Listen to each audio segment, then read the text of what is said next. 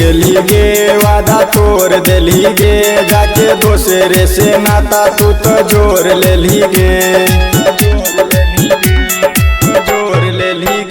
कैसे भूल गेली गे वादा तोड़ देली गे जाके दोसरे से नाता तू तो जोड़ लेली गे छोरी के हमरा लगली दोसरे के चाहे दिलवा तोड़ली तू काहे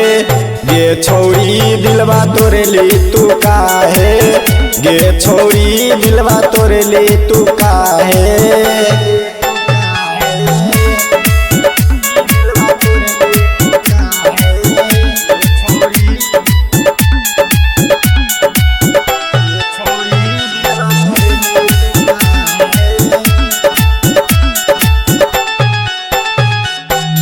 कहली तू ही हमर दुनिया जहान गे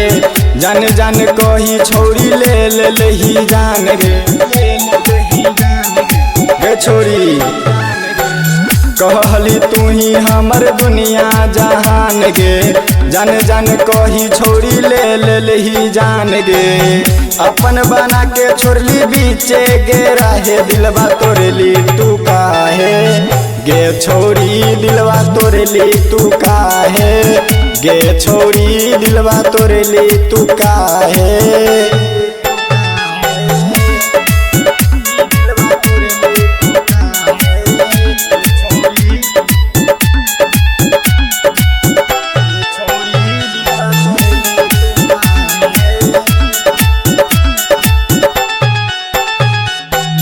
शीशा के जैसे दिलवा रखने हलियो साफ गे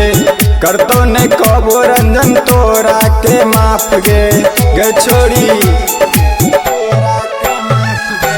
शीशा के जैसे दिलवा रखने हलियो साफ गे करतो ने कबो रंजन तोरा के माफ गे नंदनी राला छोरी दोसरे के राहे दिलवा तोड़ली तू काहे गे छोरी दिलवा तोड़ली तू काहे गे छोरी दिलवा तोड़ली तू काहे।